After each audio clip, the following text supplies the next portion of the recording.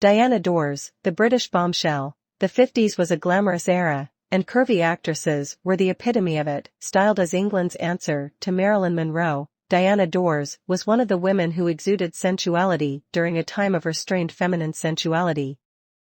The gorgeous actress seemed destined for greatness, that is, until her scandalous personal life threw a terrible shadow over everything. Diana Dors was born in Swindon, Wiltshire, England on October 23, 1931, to Albert Edward Sidney Fluck, a railway clerk, and Winifred Maud Mary. Although not wealthy, her parents provided her with a stable, middle-class upbringing. Swindon may have been a big town, but it was a far cry from the silver screen. However, Diana had a knack for creating scandal, and it began even before her birth, you see. When Diana's mother discovered her pregnancy, she realized she was in a little bit of a pickle. She'd had a torrid affair with a lodger, and consequently, had no clue who Diana's real father actually was, but the drama revolving around the baby's impending arrival didn't end there. The future star certainly made the most memorable entrance into the world. In a traumatizing twist of events, Diana's mother took nearly a week to give birth. Mother and child almost didn't survive the difficult birth as little Diana emerged without color in her face, while the doctors saved Mary. A nurse managed to save Diana's life as well. Luckily, there were no lasting problems from the complicated birth, which set the tone for Diana's childhood. A future star deserves nothing but the best things in life. Young Diana dressed in the fanciest garments and attended dance lessons. There were also trips to the theaters to watch movies. It was on these occasions that Diana developed a deep passion for film. More than anything, she idolized sultry screen sirens, such as Jean Harlow and Lana Turner, but this was only the tip of the iceberg, although she yearned for fame.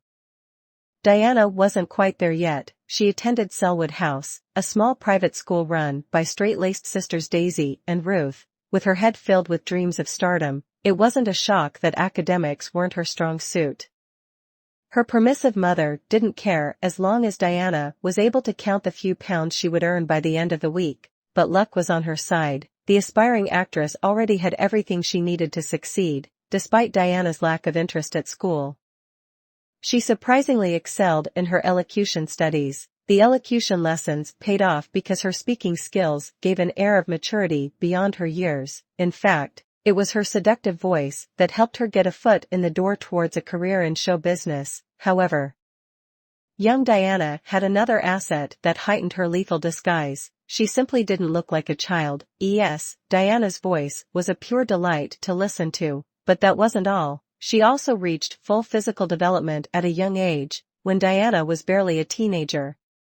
She applied makeup and lightened her natural brunette locks to a dark blonde hue. This was a deadly combination. Although still a child, her figure and attitude became her golden ticket. Although voluptuous women and pin-up modeling are a match made in heaven, its world is no place for an impressionable teenage girl. Well, Diana didn't care. At the age of 13, she entered a beauty contest in search of a pin-up model for Soldier magazine. But here's where it gets a little dicey. Diana pretended to be 17 and wore a red and white swimsuit in her picture. The ruse paid off, and she, the amateur model, placed third. Suddenly, Diana realized that she could manipulate the system. Lying became her secret weapon. Diana started booking modeling gigs and acting roles in local theater productions, but in order to really make it big, she knew that she required some decent training. Once again, she lied about her age, becoming the youngest student at the prestigious London Academy of Music and Dramatic Art, LAMDA. Here, Diana studied Shakespearean plays, the classics, and even fencing. Although the workload was intense, Diana kept her eye on the prize. Diana excelled at LAMDA, proving that she was far more than just a pretty face. She received a silver medal with honors for exams that required her to perform Shakespeare. She also won the London Films Cup, which recognized the girl most likely to succeed in films. With a bolstered ego in her back pocket, it wasn't long before Diana's talent caught the eye of casting director Eric Lapine Smith, who made her dreams come true. When she was only 15, Diana's undeniable talent led to an early professional debut. In The Shop at Sly Corner, she played a promiscuous woman, which meant she had to keep her age a secret. After downing a few drinks, she nailed her scene. for which she received a salary of £24. Although Diana didn't receive credit for the role, Diana was happy to finally be in a movie. Her acting career had finally started, but first, she needed to make a drastic change. With a surname like Fluck, Diana obviously needed a stage name. She was one misspelling away from a disaster. Believing that first and last names with the same initial letter would provide a memorable name, her mother suggested that Diana use Dors, her maternal grandmother's maiden name. From then on, Diana Fluck became Diana Dors, a name destined to make cinematic history. But despite all of her early success, everything wasn't as it seemed. Behind the scenes, the hopeful actress faced a daunting problem. Living in London ain't cheap, especially for an aspiring actress. To supplement her income, Diana took a job as a photographic model with the London Camera Club for a salary of £1 an hour, which was quite the pretty penny back in the day. But there was a dark side to this gig. The work also involved modeling in the buff, and Diana was still a minor at the time, of course. This didn't stop Diana. With her parents' blessing, she went ahead with it and never looked back. Diana may have had the looks, but she still needed to smooth the rest of her sharp edges. At the age of 15, she attended the Rank Charm School. Yep, there was a charm school just for aspiring actors. And Diana received lessons in charm, etiquette, and grace. She despised every second of it, but it was well worth her trouble because she received a lot of publicity. During this time, she received the nickname The Body, but this was only the beginning of her sizzling reputation. Nothing makes a celebrity more memorable than an impressive nickname, and Diana had plenty of those throughout her career. They included the Siren of Swindon, the Hurricane in Mink, and the Blonde Bombshell. Because of her voluptuous figure and platinum blonde hair, she became known as England's Marilyn Monroe. The physical similarities would lead to lifelong comparisons between the two women. For the entertainment world, this was the opportune moment to spark a titillating rivalry. So, what does the press do with two blonde vixens? Pit them against each other, of course. Given the physical similarities and mutual provocative reputations, it wasn't a shock that the press constantly linked Diana Dors to Marilyn Monroe. When Monroe's The Asphalt Jungle came to the UK, a journalist remarked, "How much like our Diana Dors she is." As much as Diana hated the comparisons, she shared Monroe's ability to create a public sensation with her sensuous roles. Sometimes, however, her naughty parts got her into some serious trouble. Showing too much skin was a big no-no. In the early 50s, Diana ran into trouble with the censors in the US. The American Board of Film Censors temporarily banned her movie Lady Godiva Rides Again for one scandalous reason: she exposed her navel. To get past those pesky American censors for another movie, My Wife's Lodger, Dors filmed a scene twice, donning a modest shirt to cover her navel in the American version. During these years though, Diana would face even greater obstacles. After playing many minor roles, Diana finally got her first leading role in Diamond City, a movie about a boomtown in South Africa set in 1870, although only 17 at the time. She played a saloon owner who falls in love with the lead character. Sadly, the movie was a box office flop, but as her career swerved through a trying rough patch, her love life got interesting. After filming Diamond City, Diana entertained a 2-year relationship with Michael Caborn Waterfield, a shady businessman with a nickname like Dandy Kim. It comes as no surprise that he later opened an adult novelty store called In Summers. Still, that wasn't the worst part. After one of his dubious business schemes, Michael ended up behind bars for 2 weeks. This certainly wasn't shaping up to be a fairy tale romance, and it was doomed to a dramatic end. While her boyfriend served his time, Diana had her head turned by somebody else. She met Dennis Hamilton in May 1951. Dennis swooped in with a smooth first move. He asked her for a lighter. But his romantic expertise didn't stop there. He continued to lay it on thick, wooing Diana and sending her lavish bouquets of flowers every day. No man had treated her like this before, and the actress quickly fell for Dennis' good looks and charm. By the end of June, Dennis had convinced Diana to take a leap of faith. After only 5 weeks, Dennis convinced Diana to marry him, but while the two lovebirds were having the time of their lives, their romance rubbed one person the wrong way. Diana's awful ex, Michael, wasn't going away without a fight. Not even a prison sentence could prevent him from raining on the new couple's parade, and he hatched a nefarious plan in the hopes of sabotaging the wedding. In an attempt to ruin Diana's big day, Michael disclosed to the registrar that there was a fake signature on the registry. Too bad for him. The plan didn't work. Determined to marry Diana, Dennis got physical with the registrar and had some choice words with him. Nothing was going to get in his way, not even a pesky ex-boyfriend. The wedding went ahead, but not without a few glitches. Weddings are usually a joyous, lavish event. But in Diana's case, it wasn't an entirely happy occasion. The couple was broke, so the guests had to pay for their own meals at the reception. And then there was the self-seeking groom. With a constant eye on opportunities to generate publicity, Dennis decided to exploit his own wedding. He went ahead and tipped off the press. To her dismay, Diana's romantic private affair morphed into a horrifying media frenzy. Sadly, this wasn't the only red flag in the relationship. Poor Diana should have seen it coming. Dennis controlled her entire life, eager to profit off of his wife.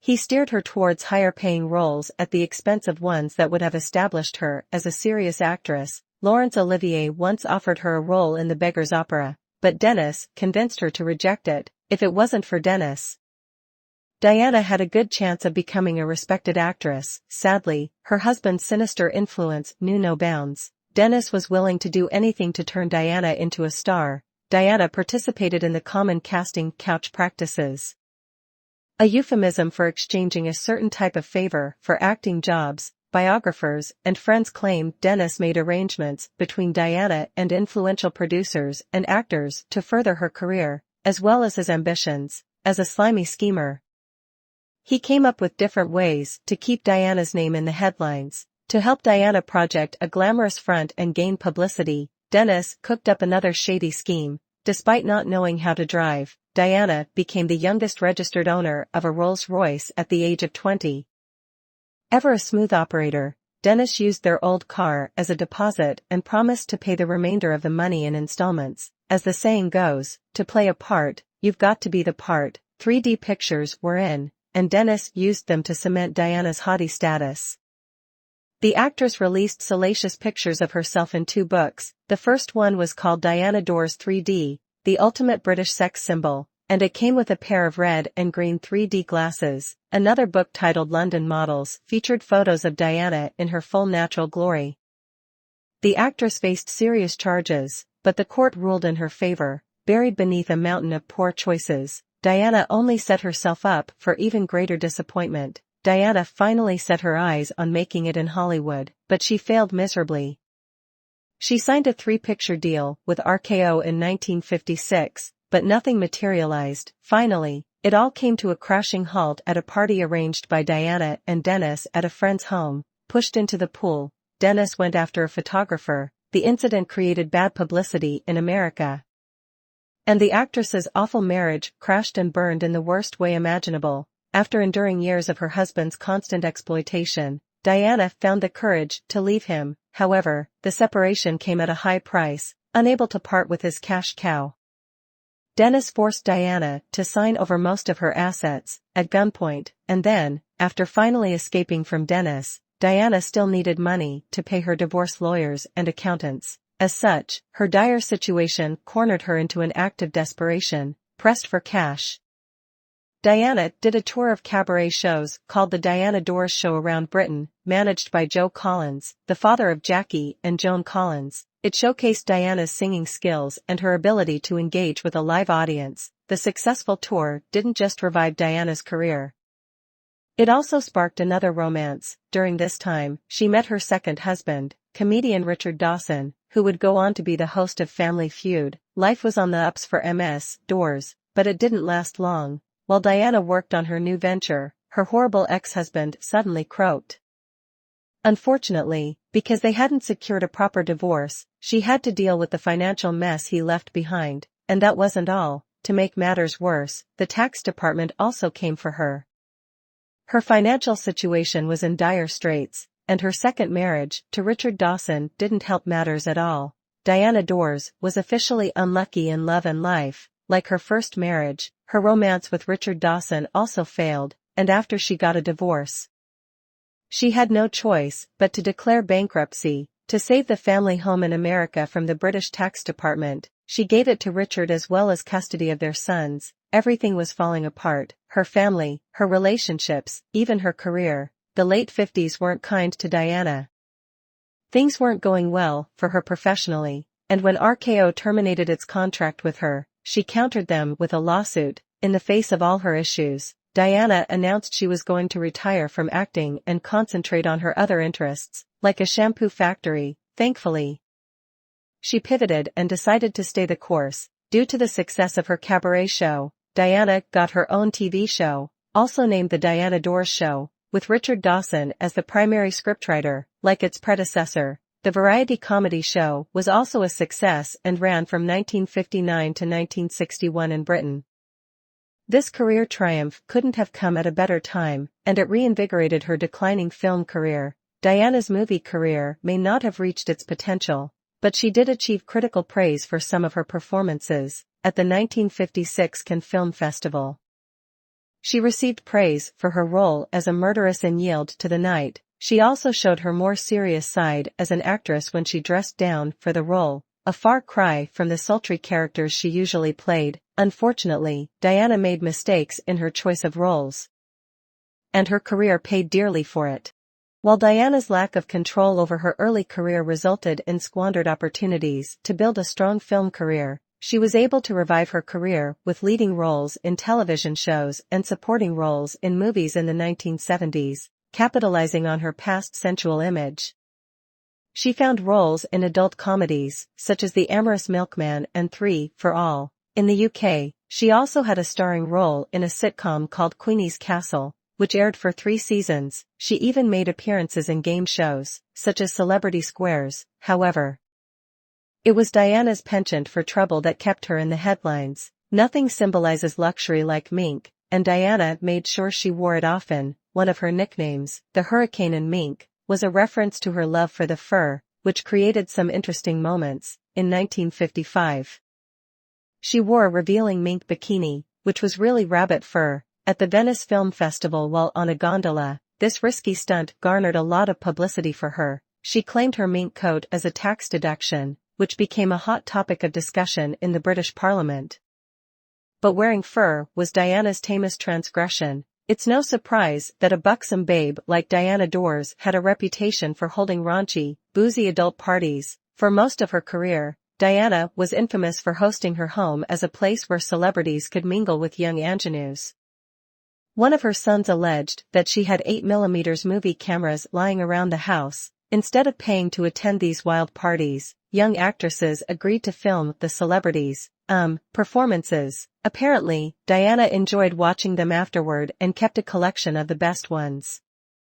Ever the resourceful woman, Diana was able to turn the salacious parts of her life into an income stream. She dipped her toes into the realm of literature, and in 1960, she released a book titled Swinging Doors. Oh, but she was just getting started. During the last years of her life, she wrote 4 memoirs. In one of them, Behind Closed Doors, she wrote about famous actors and actresses, such as Paul Newman and Sophia Loren, but that wasn't the spiciest publication. Diana's book A to Z of Men featured humorous takes on what men and women think about each other based on the alphabet. The titillating title of another book was For Adult Eyes Only. In fact, these books were so tawdry, they made 50 Shades of Grey look like child's play. But it was interesting how racy she could be. Considering her strong religious views, believe it or not, Diana Dors was actually a religious person. In 1973, she converted to Catholicism and even liked attending Mass on Sundays. She was a devoted supporter of religious and charity groups. However, even then, she kept her wild side alive. For example, in 1972, she joined a campaign to allow prisoners to have marital relations in prison with their wives. Some habits just refused to die. Even after 2 failed marriages, Diana didn't give up on love. In 1968, she married her 3rd husband, actor Alan Lake. She seemed to have finally found lasting love because she remained with Alan until the end of her life. But like her previous marriages, this one was also full of drama. Alan's battles with sobriety created problems, and he served a sentence for getting into a fight outside a pub. But although Diana's marriages may have caused her a world of heartache, they also granted her her greatest treasures. Despite her trouble with men, Diana still extended unconditional love to her sons. Her marriage with Richard Dawson produced 2 sons, Mark and Gary. And through her marriage to Alan Lake, she welcomed one more son named Jason. Sadly, Jason's life ended in tragedy. He died by suicide at the young age of 50, long after Diana had passed. Additionally, Diana's journey to motherhood had an incredibly dark backstory. As a young actress, Diana got pregnant on 3 occasions, which would have impacted her fledgling acting career. She had no choice but to make an incredibly difficult decision. She opted for 3 abortions, which would have created a huge scandal back then. Her first abortion happened when she was dating Michael Caborn Waterfield, and it was one of the most trying moments of her life. To abort her first pregnancy, Diana's partner Michael arranged for a seedy backdoor abortion on a kitchen table. The procedure was a disaster and it left Diana with severe health complications, from which she took months to recover. The other 2 abortions happened during her marriage to Dennis Hamilton, who didn't want a pregnancy getting in the way of Diana's career. Unfortunately, Diana had poor health during the later years of her life. After surviving her first bout with cancer, she got meningitis and had to fight for her life. She survived yet again, but the sickness led to a worrisome thyroid problem. Famed for her svelte figure, Dors gained quite a bit of weight. However, with her flair for turning a bad situation around, Diana decided to find the silver lining in the encroaching darkness. Ever an opportunist, Diana used her weight gain to her advantage. She co-wrote a diet book and released a diet and exercise video. The success of these ventures led her to have her own segment on ITV's morning show that focused on diet and nutrition. It eventually segued into an agony aunt segment. Sadly, she didn't get to enjoy her late success for long. Diana's on and off battle with ovarian cancer ended on May 4, 1984. When she was only 52, she left behind her husband, Alan, and 3 sons. At the time, her youngest son was only 14. The saddest part was she was enjoying a revival in her career. Her last movie, Steaming, was released around this time, but although she'd passed on, the nightmare still wasn't over. Things continued to get worse for Diana's family when her husband Alan took his own life 5 months later. His passing shook everyone to their core. But it also posed another problem. You see, only Alan knew the answer to a very important question. Officially, Diana left behind very little money. But that might not be true. According to her son, Mark, Diana may have hidden a fortune of around £2 million in banks throughout Europe. But how could he find it? According to Diana's son, Mark, the actress had left behind the key to her secret fortune in 2 halves. Dors gave half of it to Mark as a piece of paper and the other half to her last husband, Alan. Mark had so much trouble decoding his part that he turned to forensic scientists and cryptologists for help. Unfortunately, because of his untimely passing, Alan's part of the key is still missing, leaving the whereabouts of the money a mystery.